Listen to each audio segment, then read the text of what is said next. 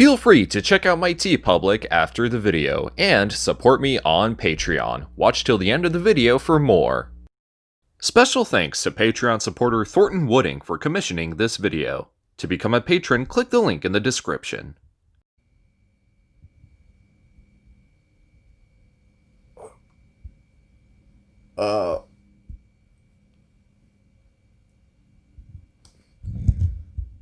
My God, what happened last night?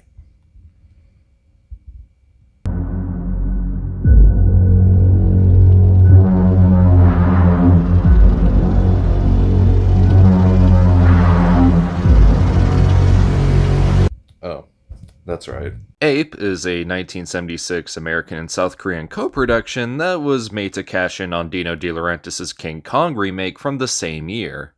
It was originally going to be called The New King Kong until RKO, the owner of the original King Kong, filed a $1.5 million lawsuit against the production company. So then the title was changed to Super Ape and eventually just Ape, or APE, which stands for Attack Primate Monster. I don't know what kind of sense that makes, but I'll roll with it, I guess. If that doesn't sit well with you, the movie has also been titled Attack of the Horny Gorilla, which makes it sound like a pornographic film. Hideous Mutant, which I guess isn't too far off because this movie is a hideous mutant itself. And in South Korea, the film was titled King Kong's Great Counterattack, even though the film's tagline reads, not to be confused with King Kong. Great job, guys. You know, I probably shouldn't be too harsh on this film because Ape was shot in only 2 weeks with a budget of $23,000, $1,200 of which went into the effects. That, or I think they spelled drinking money wrong on Wikipedia. Right off the bat, we're immediately introduced to some fantastic performances from iconic characters such as First Mate and Seaman? I wouldn't have missed it for the world. He's something to see, I tell you. I know. Imagine. Almost 36 feet tall. Wow. Oh,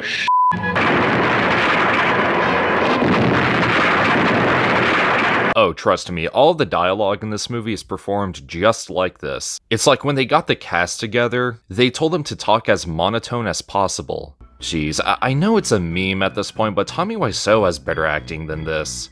And I guess Hisato Ozaki took cues from this movie when preparing for Devilman. As for the characters, you have Rod Arents as Tom Rose, whose screen time is composed of awkwardly making out with his love interest while looking like a cross between Clint Eastwood and Brennan Tenold on a bad hair day. Then there's Marilyn Baker, played by Joanna Kearns, who you may know from Knocked Up, and her screen time is composed of awkwardly making out with her love interest while being your dollar store version of Ann Darrow, or I guess Dwan in this case. There's also World War II veteran Alex Nicole as Colonel Davis, who I guess we have to thank for having the US Army involved in this film. And despite being a seasoned actor at this point, he's not as bad as everyone else, but he's still kinda terrible. Ask him if his name is King Kong. Oh yeah, there's also a character named Dino, a film director played by Paul Letter, who is also the director of this film. Because, you know, Dino. As in Dino De Laurentiis. Oh, f*** off. Oh yeah, and I'm pretty sure everyone in this movie has a serious lack of awareness, as in the early parts of the movie, they don't even notice the 36-foot-tall ape that's supposed to be within the same vicinity as them. Like, how does this bitch not see the giant f***ing hairy-ass hand to begin with before willingly running into it? This movie exists just to f*** with you. And it all comes down to the special effects. Just look. Look at them. Tell me this movie doesn't exist just to f*** with you. I honestly feel insulted by watching this. I guess that $1,200 effects budget is really showing. Like, they're so consistently inconsistent. It's literally some asshole in a gorilla costume. And you want to talk about the action? Look at this scene. See this snake? There is an entire scene that's less than a minute, and it's solely dedicated to this confrontation between the ape and the snake. Want to see how it goes?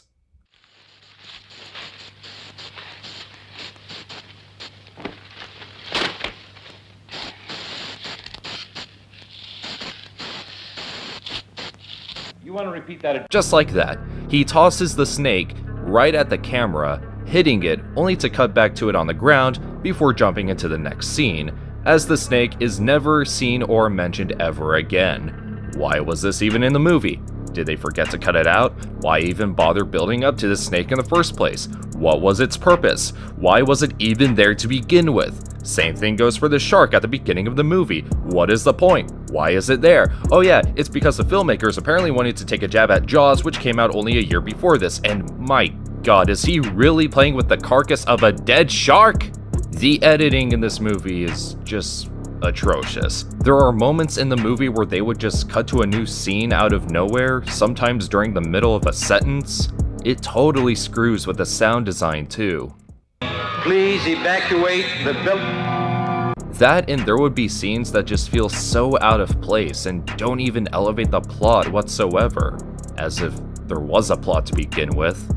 Even when they contain the supposed main characters, as they're even less developed than the dust my DVD for this movie will collect, as I'll probably never watch it again.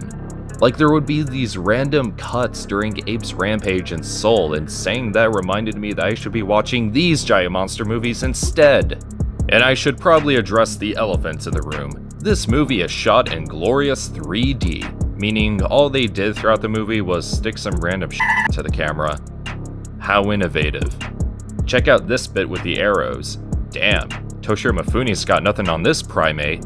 In here, it's like they're doing a photo shoot, and they're taking turns over who gets to point a gun at the camera.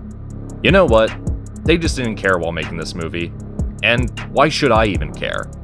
Why should I even care to talk about it? It's better off just being forgotten. Never has my intelligence ever felt so insulted in my entire life.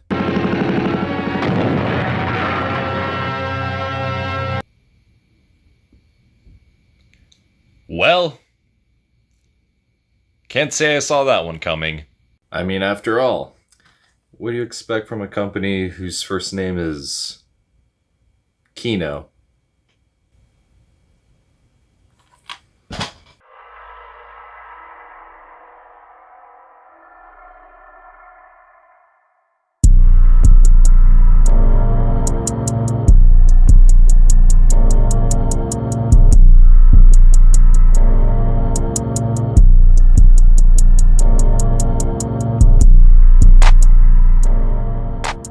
But that's not all. Did you know that this review was commissioned by one of my fellow patrons? If you would like to commission a movie review, then go support me on Patreon, where you can also get early access to videos, exclusive content, and a t-shirt of your choice from my TeePublic. Once I reach enough patrons, I will review Kamen Rider Zeto, Jay, and Shin. So if you'd like to see that, then go support me on Patreon. Feel free to like, share, comment, subscribe, all that good stuff. And this is TitanGoji, rethinking his life decisions.